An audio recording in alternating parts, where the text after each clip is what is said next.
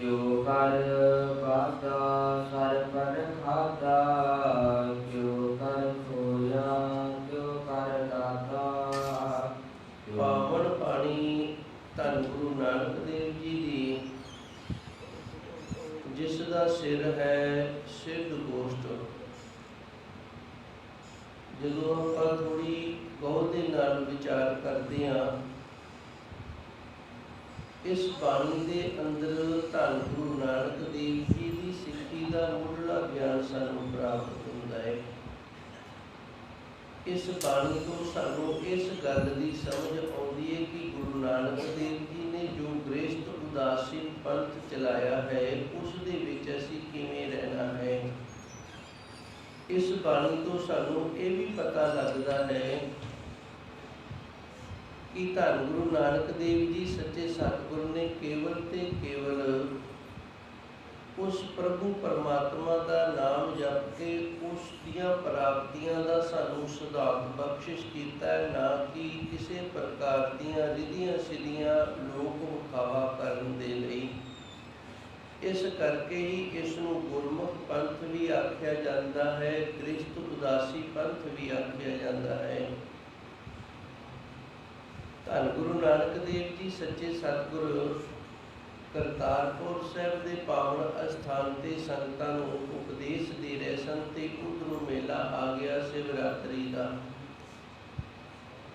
ਜਿਤਨੀ ਵੀ ਸਿੱਧ ਮੰਡਲੀ ਸੀ, ਇਹ ਸਾਰੀ ਸਿੱਧ ਮੰਡਲੀ ਕਰਤਾਰਪੁਰ ਸਾਹਿਬ ਆਈ ਤੇ ਗੁਰੂ ਨਾਨਕ ਦੇਵ ਜੀ ਨੂੰ ਆਣ ਕੇ ਪ੍ਰੇਰਿਆ ਕਿ ਚਲੋ ਤੁਸੀਂ ਵੀ ਸਾਡੇ ਨਾਲ ਚਲੋ,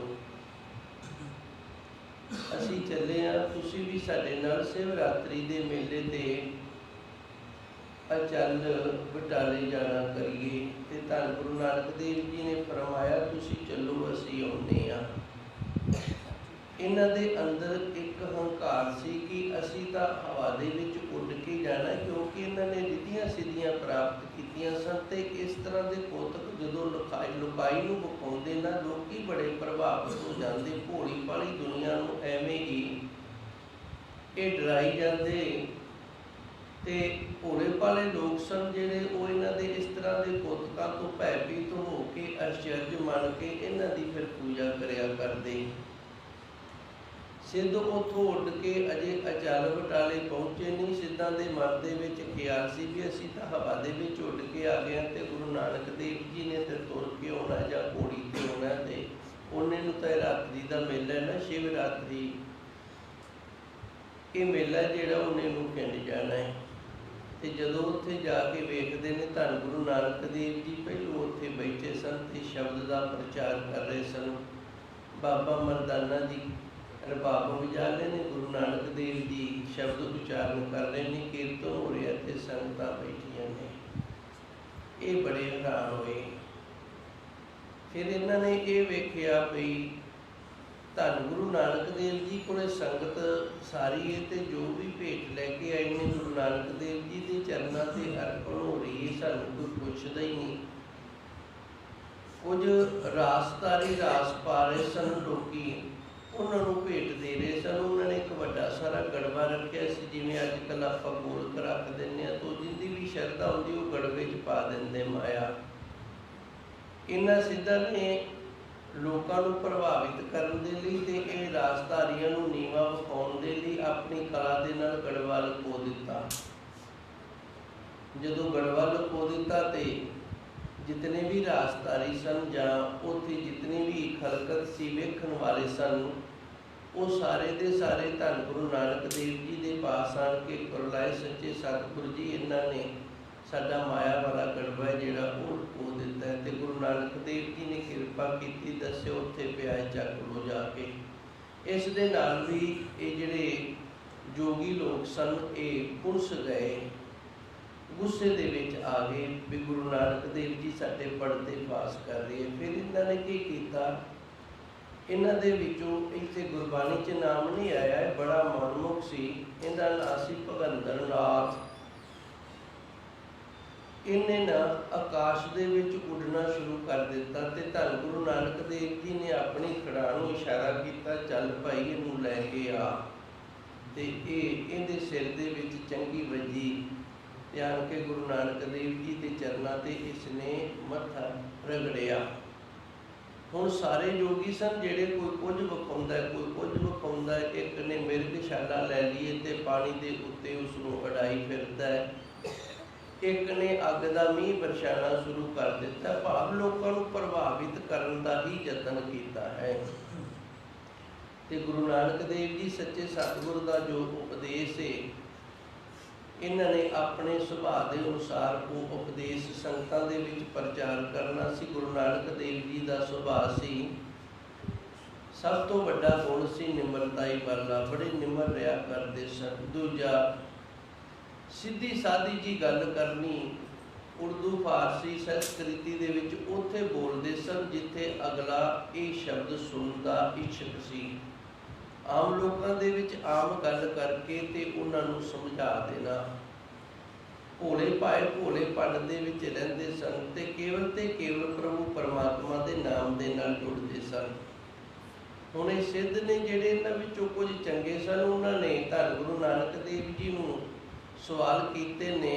ਇੱਕ ਜੋਗੀ ਨੇ ਸਵਾਲ ਕੀਤਾ, ਕਵਣ ਸੋ ਗੁਪਤਾ, ਕਵਣ ਸੋ ਮੁਕਤਾ, ਕਵਣ ਸੋ ਅੰਤਰ ਬਾਹਰ ਜੁਗਤਾ, ਕਵਣ ਸੋ ਆਵੇ, ਕਵਣ ਸੋ ਜਾਏ, ਕਵਣ ਸੋ ਤ੍ਰਿਪਉ ਰਿਆ ਸਮਾਏ।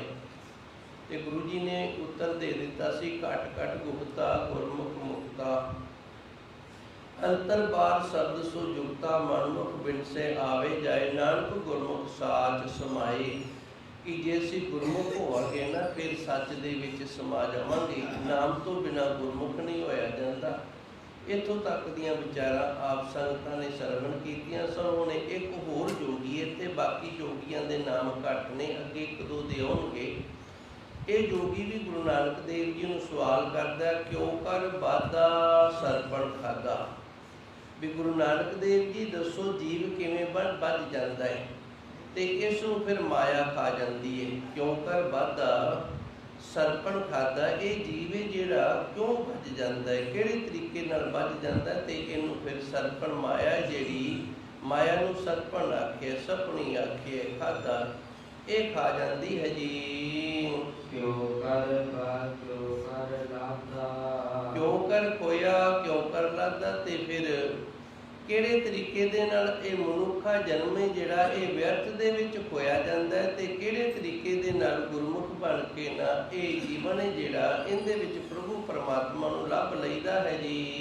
ਕਿਉ ਕਰ ਨਿਰਮਲ, ਕਿਉ ਕਰ ਅੰਧਿਆਰਾ। ਕਿਹੜੇ ਤਰੀਕੇ ਦੇ ਨਾਲ ਅੰਦਰੋਂ ਪਵਿੱਤਰ ਹੋਈਦਾ ਹੈ ਤੇ ਅਗਿਆਨਤਾ ਦਾ ਹਨੇਰਾ ਜਿਹੜਾ ਉਹ ਕਿਹੜੇ ਤਰੀਕੇ ਦੇ ਨਾਲ ਮਨੁੱਖ ਦੇ ਅੰਦਰੋਂ ਨਿਕਲਦਾ ਹੈ। ਇਹ ਇੱਕ ਇਸ ਤਰ੍ਹਾਂ ਦਾ ਹਨੇਰਾ ਹੈ। ਵੈਸੇ ਹਨੇਰੇ ਚਾਰ ਪ੍ਰਕਾਰ ਦੇ ਨੇ। ਇੱਕ ਹਨੇਰਾ ਹੈ ਕਾਲਾ ਬੋਲਾ, ਇਹ ਪ੍ਰਕਾਸ਼ ਨਾਲ ਦੂਰ ਹੋ ਜਾਂਦਾ ਹੈ।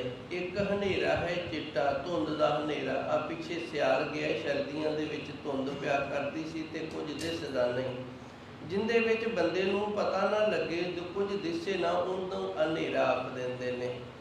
ਇਹ ਅਗਿਆਨਤਾ ਦਾ ਹਨੇਰਾ ਹੈ। ਇਸ ਦੇ ਵਿੱਚ ਮਨੁੱਖ ਨੂੰ ਕੁਝ ਵੀ ਪਤਾ ਨਹੀਂ ਲੱਗਦਾ ਵੀ ਮੈਂ ਮਨੁੱਖਾ ਜੀਵਨ ਦੇ ਵਿੱਚ ਆ ਜਾਂ ਪਸ਼ੂ ਜੀਵਨ ਜਿਉ ਰਿਹਾ।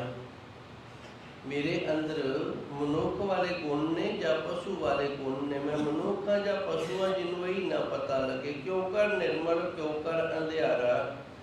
ਅੰਦਰੋਂ ਪਵਿੱਤਰ ਕਿਵੇਂ ਹੋਈਦਾ ਤੇ ਮਨੁੱਖ ਦੇ ਅੰਦਰ ਅਗਿਆਨਤਾ ਦਾ ਹਨੇਰਾ ਕਿਵੇਂ ਹੁੰਦਾ ਹੈ ਜੀ। ਤੇ ਇਹ ਜੋਗੀ ਆਖਦਾ ਵੀ ਜਿਹੜਾ ਇਹ ਤੱਤ ਵਾਲੀ ਵਿਚਾਰ ਸਾਨੂੰ ਦੱਸ ਦੇਗਾ ਨਾ, ਅਸੀਂ ਉਹਨੂੰ ਆਪਣਾ ਗੁਰੂ ਮੰਨ ਲਵਾਂਗੇ। ਇਹ ਸਾਰੇ ਜੋਗੀ ਧੰਨ ਗੁਰੂ ਨਾਨਕ ਦੇਵ ਜੀ ਦੇ ਸਿੱਖ ਬਣ ਗਏ ਸਨ। ਸੋ ਗੁਰੂ ਹਮਾਰਾ, ਅਸੀਂ ਫਿਰ ਉਹਨੂੰ ਆਪਣਾ ਗੁਰੂ ਮੰਨ ਲਾਂਗੇ। ਹੁਣ ਗੁਰੂ ਮਹਾਰਾਜ ਜੀ ਰਹਿਮਤ ਕਰਦੇ ਨੇ। ਇਹ 14ਵੀਂ ਪੌੜੀ ਦੇ ਵਿੱਚ, ਪਿਛਲੀ 13ਵੀਂ ਪੌੜੀ ਦੇ ਵਿੱਚ ਜੋਗੀ ਦੁਆਰਾ ਕੀਤੇ ਗਏ ਸਾਰੇ ਸਵਾਲਾਂ ਦਾ ਜਵਾਬ ਦਿੰਦੇ ਹਨ।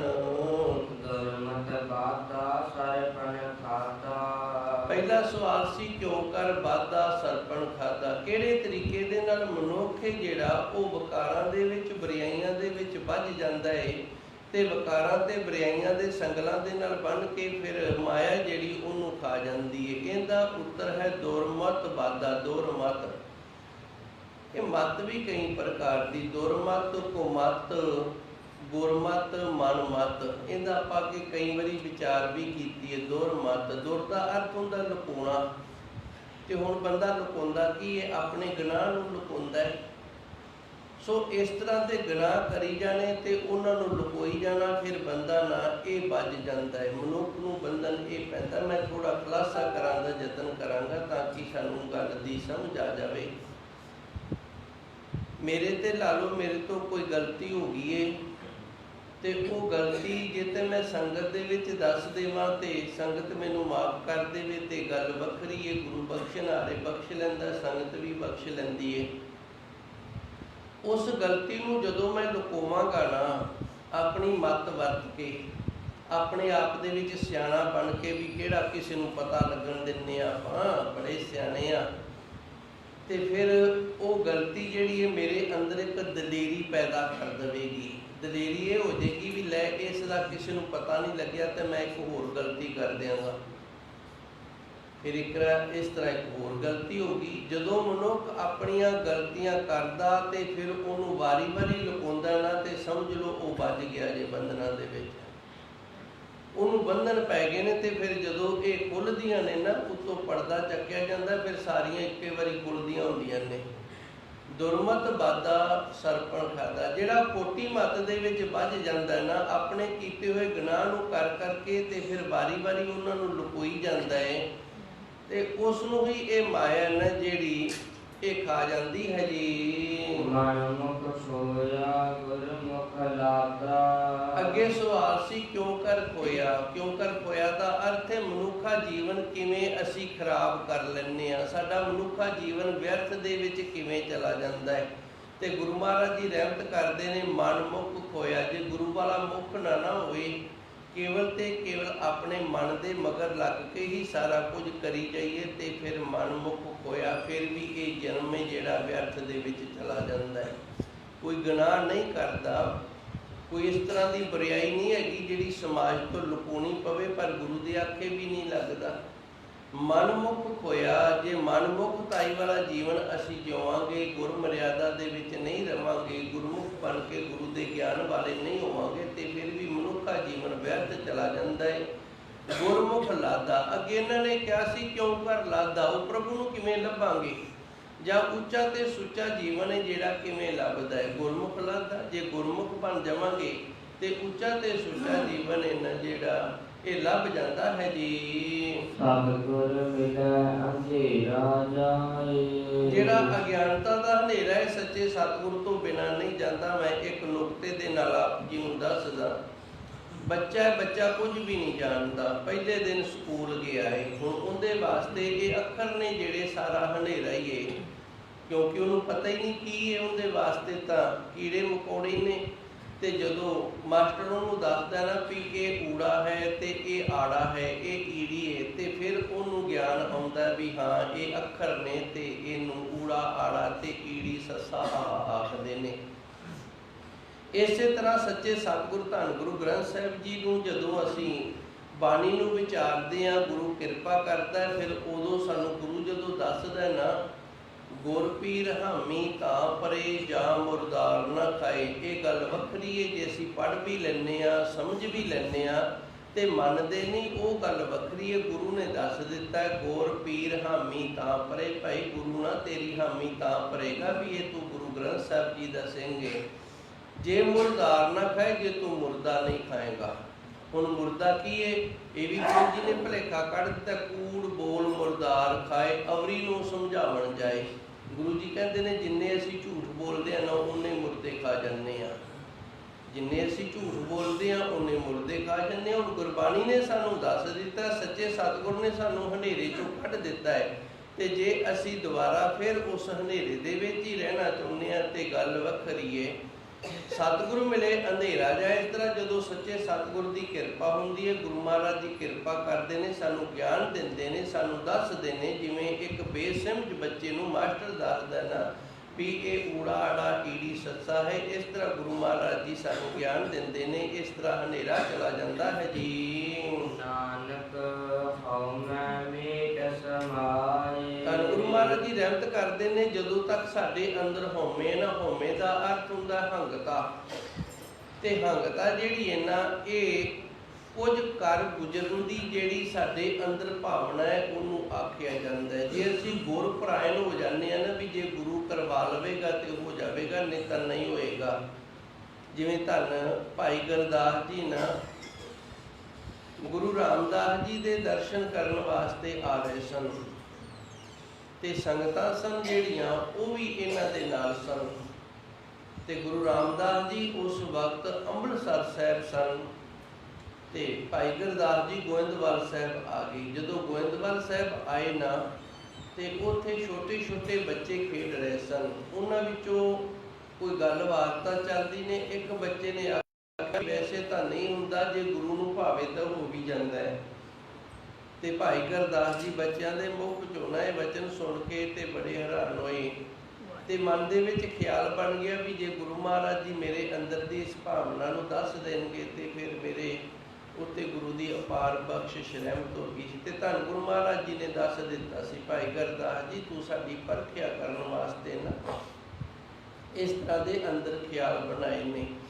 ਰਹੁ ਵਿਚਾਰ ਇਹ ਹਉਮੈ ਹੈ ਵੀ ਮੈਂ ਵੀ ਕੁਝ ਕਰ ਸਕਦਾ, ਮੈਂ ਗੁਰੂ ਦੀ ਪਰਖ ਕਰ ਸਕਦਾ ਜਾਂ ਮੈਂ ਕੁਝ ਕਰ ਸਕਦਾ। ਜਿਵੇਂ ਸਿੱਧਾਂ ਦੇ ਅੰਦਰ ਹਉਮੈ ਸੀ ਵੀ ਅਸੀਂ ਹਵਾ ਦੇ ਵਿੱਚ ਉੱਡ ਕੇ ਚਲੇ ਜਾਵਾਂਗੇ ਤੇ ਜਾ ਕੇ ਸ਼ਿਵਰਾਤਰੀ ਦਾ, ਮੈਂ ਵੀ ਦੱਸ ਦਿਓ ਹੁਣ ਉੱਥੇ ਸ਼ਿਵਰਾਤਰੀ ਦਾ ਮੇਲਾ ਉਸ ਤੋਂ ਬਾਅਦ ਨਹੀਂ ਲੱਗਿਆ। ਹੁਣ ਉੱਥੇ ਮੇਲਾ ਲੱਗਦਾ ਹੈ 10ਵੀਂ 11 ਇਹਨਾਂ ਦਿਨਾਂ 'ਚ ਲੱਗਦਾ, ਸ਼ਿਵਰਾਤਰੀ ਨੂੰ ਨਹੀਂ ਲੱਗਦਾ। ਤੇ ਸ਼ਿਵਰਾਤਰੀ ਦਾ ਜੇ ਆਪ ਜੀ ਨੂੰ ਨਾ ਪਤਾ ਹੋਵੇ ਤੇ ਡੈਰੀਆਂ ਦੇ ਉੱਤੇ ਸਰਕਾਰੀ ਛੁੱਟੀਆਂ ਵੀ ਨੇ ਇਹ, ਤੇ ਸਕੂਲਾਂ ਦੇ ਵਿੱਚ ਵੀ ਛੁੱਟੀਆਂ ਹੁੰਦੀਆਂ ਨੇ, ਡੈਰੀਆਂ ਦੇ ਉੱਤੇ ਵੀ ਲਿਖਿਆ ਹੁੰਦਾ ਵੀ ਅੱਜ ਸ਼ਿਵਰਾਤਰੀ ਹੈ। ਰਹੁ ਵਿਚਾਰ ਨਾਨਕ ਹਉਮੈ ਮੇਟ ਸਮੈ। ਗੁਰੂ ਜੀ ਨੇ ਇੱਥੇ ਸਾਨੂੰ ਇਹ ਸਿਧਾਂਤ ਦਿੱਤਾ ਵੀ ਅੰਦਰ ਦੀ ਹਉਮੈ ਹੈ ਜਿਹੜੀ, ਇਹਦਾ ਨਾਸ਼ ਕੀਤੇ ਤੋਂ ਬਿਨਾਂ ਨਾ ਪ੍ਰਭੂ ਪਰਮਾਤਮਾ ਦੇ ਵਿੱਚ ਅਭੇਦ ਨਹੀਂ ਹੋਇਆ ਜਾਂਦਾ। ਤੇ ਅੰਦਰ ਦੀ ਹਉਮੈ ਉਦੋਂ ਤੱਕ ਨਹੀਂ ਮਨੁੱਖ ਦੇ ਅੰਦਰੋਂ ਮਰਦੀ ਜਦੋਂ ਤੱਕ ਉਹਦੇ ਅੰਦਰ ਕੁਝ ਕਰਨ ਦੀ ਭਾਵਨਾ ਹੈ ਵੀ ਮੈਂ ਕੁਝ ਕਰ ਸਕਦਾ, ਮੈਂ ਵੀ ਕੁਝ ਹੈਗਾ। ਇਸ ਤਰ੍ਹਾਂ ਦੇ ਜਿਹੜੇ ਖਿਆਲ ਨੇ ਇਹ ਹਉਮੈ ਵਾਲੇ ਹੁੰਦੇ ਹਨ ਜੀ। ਹੁਣ ਇੱਕ ਹੋਰ ਜੋਗੀ ਏ, ਉਹਨੇ ਗੁਰੂ ਮਹਾਰਾਜ ਜੀ ਸੱਚੇ ਸਤਿਗੁਰ ਦੇ ਅੱਗੇ ਫਿਰ ਆਪਣੀਆਂ ਬੇਨਤੀਆਂ ਸਵਾਲ ਨੇ ਜਿਹੜੇ ਉਹ ਰੱਖੇ ਨੇ। ਤੇ ਧੰਨ ਗੁਰੂ ਮਹਾਰਾਜ ਜੀ ਸੱਚੇ ਸਤਿਗੁਰ ਨਾ ਕਿਤੇ ਆਪਦੇ ਵੱਲੋਂ ਵੀ ਸੰਗਤਾਂ ਨੂੰ ਉਪਦੇਸ਼ ਦਿੰਦੇ ਨੇ। ਇਹ 16ਵੀਂ ਪੌੜੀ ਏ, ਇਹਦੇ ਵਿੱਚ ਸਵਾਲ ਨਹੀਂ ਹੈਗੇ। ਸੁਨ ਨਿਰੰਤਰ ਦੀਜੇ ਬੰਦ। ਹੁਣ ਗੁਰੂ ਮਹਾਰਾਜ ਜੀ ਨੇ ਰਹਿਮਤ ਕੀਤੀ, ਇਹਦੇ ਵਿੱਚ ਸਾਂਝੀਵਾਲਤਾ ਦਾ ਇੱਕ ਸੰਦੇਸ਼ ਦਿੱਤਾ। ਸੁਨ ਦਾ ਅਰਥ ਹੁੰਦਾ ਹੈ ਜੀਰੋ। ਇਹ ਨਾ ਹਿੰਦੀ ਦਾ ਸ਼ਬਦ ਸੁਣਿਆ, ਸੁਣਿਆ ਤੋਂ ਇਹ ਸੁਣ ਦੇ ਵਿੱਚ ਆਇਆ, ਪੰਜਾਬੀ ਦੇ ਵਿੱਚ ਆਣ ਕੇ ਸੁਣ ਬਣ ਗਿਆ ਹੈ। ਸੁਣਿਆ ਤੋਂ ਸੁਣ ਬਣ ਗਏ। ਸੁਣ ਨਿਰੰਤਰ ਦੀਜੇ ਬੰਦ। ਸੁਣ ਦਾ ਅਰਥ, ਸੁਣਿਆ ਦਾ ਅਰਥ ਹੁੰਦਾ ਜੀਰੋ, ਤੇ ਜੀਰੋ ਹੈ ਜਿਹੜੀ ਕੁਝ ਵੀ ਨਹੀਂ ਹੁੰਦੀ। ਭਾਵ ਸੁਣ ਦਾ ਅਰਥ ਹੈ ਕੁਝ ਵੀ ਨਹੀਂ। ਸੁਣ ਨਿਰੰਤਰ ਦੀਜੇ ਬੰਦ। ਹੁਣ ਇਹ ਸਵਾਲ ਇਹ ਹੈ ਕਿ ਮਨ ਜਿਹੜਾ ਹੈ ਬੱਝੇ ਕਿਵੇਂ? ਸਿਆਪਾ ਤੇ ਸਾਰਾ ਮਨ ਦਾ ਹੀ ਹੈ ਨਾ। ਜੇ ਮਨ ਬੱਝ ਜਾਵੇ ਗੁਰੂ ਦੇ ਚਰਨਾਂ ਦੇ ਨਾਲ ਤੇ ਫਿਰ ਮਨ ਜਿਹੜਾ ਹੈ ਸ਼ੁੱਧ ਹੋ ਜਾਏਗਾ, ਪਵਿੱਤਰ ਹੋ ਜਾਏਗਾ, ਇਹਨੂੰ ਪ੍ਰਾਪਤੀ ਹੋ ਜਾਏਗੀ। ਤੇ ਬੱਝੇ ਕਿਵੇਂ? ਜਦੋਂ ਤੱਕ ਮਨ ਜੀਰੋ ਨਹੀਂ ਨਾ ਹੁੰਦਾ ਉਦੋਂ ਤੱਕ ਇਹ ਬੱਝਦਾ ਨਹੀਂ। ਜਦੋਂ ਇੱਕ ਰਸ ਜੀਰੋ ਹੋ ਜਾਂਦਾ, ਹੁਣ ਮਨ ਦਾ ਜੀਰੋ ਹੋਣਾ ਕੀ ਹੈ? ਗੁਰੂ ਦੇ ਭਾਣੇ, ਗੁਰੂ ਦੇ ਹੁਕਮ ਦੇ ਵਿੱਚ ਰਹਿਣਾ ਤੇ ਅੰਦਰ ਜਿਹੜੀ ਹਉਮੈ ਵਾਲੀ ਭਾਵਨਾ ਹੈ ਉਸ ਦਾ ਨਾਸ਼ ਹੋ ਜਾਣਾ। ਨਾ ਕੋਈ ਸੰਕਲਪ ਆਵੇ ਤੇ ਨਾ ਕੋਈ ਵਿਕਲਪ ਆਵੇ, ਉਹਨੂੰ ਸੁਣ ਆਖਦੇ ਨੇ, ਜੀਰੋ ਆਖਦੇ ਨੇ। ਜੇ ਅੰਦਰ ਵਿਕਲਪ ਆਇਆ, ਇਹ ਵਿਕਲਪ ਕੀ ਹੈ? ਸਾਡੇ ਕੋਲ ਜੋ ਕੁਝ ਹੈਗਾ ਸੀ ਕਿਸੇ ਕਾਰਨ ਉਹ ਨਹੀਂ ਰਿਹਾ ਤੇ ਅਸੀਂ ਵਿਕਲਪ ਦੇ ਵਿੱਚ ਗਏ ਚਲੇ ਆ, ਬੜੇ ਦੁਖੀ ਹੁੰਦੇ ਆ, ਇੰਨਾ ਕੁਝ ਬਣਾਇਆ ਸੀ ਤੇ ਐਵੇਂ ਚਲਾ ਗਿਆ। ਤੇ ਸੰਕਲਪ ਕੀ ਹੈ? ਕੁਝ ਕਰ ਗੁਜ਼ਰਨ ਦਾ, ਮੈਂ ਆਹ ਕਰ ਲਵਾਂ, ਮੇਰਾ ਇਸ ਤਰ੍ਹਾਂ ਇਹ ਹੋ ਜਾਵੇ, ਇਹ ਸੰਕਲਪ ਹੈ। ਮਨ ਦੇ ਵਿੱਚ ਸੰਕਲਪ ਚੱਲਦੇ ਰਹਿਣੇ ਤੇ ਮਨ ਦੇ ਵਿੱਚ ਵਿਕਲਪ ਚੱਲਦੇ ਰਹਿਣੇ। ਸੰਕਲਪ ਤੇ ਵਿਕਲਪ ਦੋਵੇਂ ਹੀ ਖਤਮ ਹੋ ਜਾਣ। ਜਿਵੇਂ ਕਰਮਾਂ ਦੀ ਕਿਤਾਬ ਦਾ ਪੰਨਾ ਖੁੱਲੇ ਉਵੇਂ ਹੁੰਦਾ ਰਵੇ ਤੇ ਬਸ ਵੇਖਦਾ ਰਵੇ, ਆਨੰਦ ਦੇ ਨਾਲ ਉਵੇਂ ਕਰਦਾ ਰਵੇ। ਇਹ ਸੁਣ ਹੈ, ਇਸੇ ਨੂੰ ਸਹਿਜ ਅਵਸਥਾ ਆਖਿਆ। ਸੁਣ ਨਿਰੰਤਰ ਦੀਜੇ ਬੰਦ। ਜਦੋਂ ਤੱਕ ਮਨ ਸੁਣ ਦੇ ਵਿੱਚ ਨਹੀਂ ਨਾ ਜਾਂਦਾ, ਜੀਰੋ ਨਹੀਂ ਹੁੰਦਾ ਮਨ, ਸੰਕਲਪ ਤੇ ਵਿਕਲਪ ਤੋਂ ਨਹੀਂ ਹਟਦਾ, ਉਦੋਂ ਤੱਕ ਮਨ ਇਹ ਜਿਹੜਾ ਹੈ ਇਹ ਵੱਜਦਾ ਨਹੀਂ ਹੈ ਜੀ। ਹੁਣ ਜਦੋਂ ਮਨ ਜੀਰੋ ਹੋ ਗਿਆ ਤੇ ਫਿਰ ਇਹ ਉੱਡੇਗਾ ਨਹੀਂ। ਮਨ ਦਾ ਉੱਡਣਾ ਕੀ ਹੈ? ਮਨ ਕਾਰੋਬਾਰ ਵੱਲ ਉੱਡਦਾ ਹੈ, ਮਨ ਵਕਾਰਾਂ ਵੱਲ ਉੱਡਦਾ ਹੈ। ਇਹ ਸਰੀਰ ਚੋਂ ਉੱਡ ਕੇ ਤੇ ਕਿਤੇ ਹੋਰ ਚਲਾ ਜਾਂਦਾ ਹੈ। ਉੱਡੇ ਨਾ ਹੰਸਾ ਪੜੇ ਨਾ ਕੰਧ। ਜਦੋਂ ਮਨ ਜ਼ੀਰੋ ਹੋ ਗਿਆ, ਇਹਦੇ ਸੰਕਲਪ ਤੇ ਵਿਕਲਪ ਵਾਲੇ ਦੋਵੇਂ ਖੰਭ ਹੀ ਟੁੱਟ ਗਏ। ਫਿਰ ਇਹਨੇ ਵਿਚਾਰੇ ਨੇ ਉੱਡਣਾ ਕੀ ਹੈ? ਬਰਿਆਈਆਂ ਵਾਲੇ ਨੇ ਉੱਡ ਉੱਡ ਕੇ ਕੀ ਜਾਣਾ ਹੈ? ਉੱਡੇ ਨਾ ਹੰਸਾ, ਫਿਰ ਇਹ ਮਨ ਉੱਡਦਾ ਨਹੀਂ। ਪੜੇ ਨਾ ਕੰਧ, ਤੇ ਫਿਰ ਇਹਨੂੰ ਹੋਰ ਜੂਨ ਦੇ ਵਿੱਚ ਨਹੀਂ ਜਾਣਾ ਪੈਂਦਾ। ਇਹ ਆਪ ਤੁਸੀਂ ਸੋਚੋਗੇ ਵੀ ਬਾਬਾ ਜੀ ਅਰਥ ਕੁਝ ਹੋਰ ਬਣਦਾ ਤੇ ਕਰੀ ਹੋਰ ਜਾਂਦੇ ਨੇ। ਉੱਡੇ ਨਾ ਹੰਸਾ, ਹੰਸਾ ਦਾ ਅਰਥ ਮਨ ਇਸ ਕਰਕੇ ਕੀਤਾ। ਗੁਰੂ ਮਹਾਰਾਜ ਜੀ ਨੇ ਇੱਕ ਦ੍ਰਿਸ਼ਟਾਂਤ ਦੇ ਨਾਲ ਸਾਨੂੰ ਦੱਸਿਆ ਵੀ ਜਦੋਂ ਹੰਸ ਦੇ ਖੰਭ ਹੀ ਨਾ ਹੋਣਗੇ ਤੇ ਫਿਰ ਉੱਡੇਗਾ ਕੀ? ਪੜੇ ਨਾ ਕੰਧ, ਕੰਧ ਕਹਿੰਦੇ ਨੇ ਸਰੀਰ ਨੂੰ, ਤੇ ਫਿਰ ਇਹਨੂੰ ਸਰੀਰ ਵੀ ਹੋਰ ਨਹੀਂ ਮਿਲੇਗਾ। ਜਦੋਂ ਇਹਨੇ ਅੰਦਰ ਸੰਕਲਪ ਤੇ ਵਿਕਲਪ ਖਤਮ ਕਰ ਦਿੱਤੇ, ਪੜੇ ਨਾ ਕੰਧ, ਫਿਰ ਹੋਰ ਕਿਸੇ ਸਰੀਰ ਦੇ ਵਿੱਚ ਜਾ ਕੇ ਵੀ ਇਹਨੂੰ ਨਹੀਂ ਪੈਣਾ ਪੈਂਦਾ। ਮਨ ਜਿਹੜਾ ਇਹ ਉਡਾਰੀਆਂ ਮਾਰਨੋਂ ਹਟ ਜਾਂਦਾ ਹੈ ਤੇ ਫਿਰ ਇਹ ਜੂਨਾਂ ਤੋਂ ਬਚ ਰਹਿੰਦਾ ਹੈ ਜੀ। ਸਹਿਜ ਗੁਫਾ ਕਰ ਜਾਣੈ ਸਾਚਾ। ਜੋਗੀ ਲੋਕ ਸਨ ਜਿਹੜੇ ਉਹ ਗੁਫਾਵਾਂ ਦੇ ਵਿੱਚ ਰਹਿ ਕੇ ਜ਼ਿਆਦਾ ਰਹਿਣਾ ਚਾਹੁੰਦੇ ਸਨ। ਭਜਨ ਬੰਦਗੀ ਗੁਫਾ ਦੇ ਵਿੱਚ ਰਹਿ ਕੇ ਆਪਣੀ ਯੋਗ ਸਾਧਨਾ ਨੂੰ ਕਮਾਉਣਾ ਚਾਹੁੰਦੇ ਸਨ, ਤੇ ਗੁਰੂ ਮਹਾਰਾਜ ਜੀ ਨੇ ਇਸ ਦਾ ਖੰਡਨ ਕੀਤਾ। ਗੁਰੂ ਜੀ ਕਹਿੰਦੇ ਨੇ ਅਸੀਂ ਵੀ ਗੁਫਾ ਦੇ ਵਿੱਚ ਰਹਿੰਦੇ। ਸਹਿਜ ਗੁਫਾ ਘਰ ਜਾਣੇ ਸਾਚਾ। ਸਹਿਜ ਦੇ ਵਿੱਚ ਰਹਿਣਾ, ਸਹਿਜ ਦੀ ਗੁਫਾ ਬਣਾ ਕੇ ਰਹਿਣਾ। ਹੁਣ ਸਹਿਜ ਕੀ ਹੈ? ਜਿਸ ਦੇ ਵਿੱਚ 3 ਗੁਣ ਨੇ ਨਾ, ਉਹਨੂੰ ਸਹਿਜ ਅਵਸਥਾ ਦੀ ਪ੍ਰਾਪਤੀ ਹੈ। ਤੇ ਇਹ 3 ਗੁਣ ਨੇ ਜਿਹੜੇ ਇਹ ਬਾਬਾ ਫਰੀਦ ਜੀ ਨੇ ਆਪਣੇ ਸ਼ਲੋਕਾਂ ਦੇ ਵਿੱਚ ਦੱਸੇ ਨੇ। ਬਾਬਾ ਫਰੀਦ ਜੀ ਆਪਣੇ ਸ਼ਲੋਕਾਂ ਦੇ ਵਿੱਚ ਦੱਸਦੇ ਨੇ, ਨਿਮਨ ਸੋ ਅੱਖਰ ਨਿਉ ਕੇ ਰਹਿਣਾ। ਸਾਰਾ ਕੁਝ ਹੈ ਪੱਲੇ, ਪਰ ਫਿਰ ਵੀ ਹੰਕਾਰ ਦੇ ਵਿੱਚ ਨਹੀਂ ਹੈਗਾ ਵੀ ਮੇਰੇ ਕੋਲ ਆ ਵੀ ਹੈ, ਮੈਂ ਆ ਵੀ ਗਿਆਨ ਜਾਣਦਾ, ਜਾਂ ਮੇਰੇ ਕੋਲ ਆ ਵੀ ਹੈ। ਬਸ ਨਿਉ ਕੇ ਰਹਿਣਾ ਹੈ, ਨੀਵਾਂ ਹੋ ਕੇ ਰਹਿਣਾ ਹੈ। ਨਿਮਨ ਸੋ ਅੱਖਰ, ਅੱਖਰ ਦਾ ਅਰਥ ਹੁੰਦਾ ਗਿਆਨ। ਇਹ ਗਿਆਨ ਆ ਜਾਵੇ ਕਿ ਮੈਂ ਸਾਰਿਆਂ ਤੋਂ ਨੀਵਾਂ, ਤੇ ਸਾਰਿਆਂ ਤੋਂ ਨੀਵਾਂ ਮਨੁੱਖ ਉਦੋਂ ਬਣਦਾ ਹੈ ਜਦੋਂ ਇਹ ਸਮਝੇ ਨਾ ਵੀ ਮੇਰਾ ਕੁਝ ਨਹੀਂ, ਦਾਤਾਂ ਵਾਹਿਗੁਰੂ ਦੀਆਂ ਨੇ।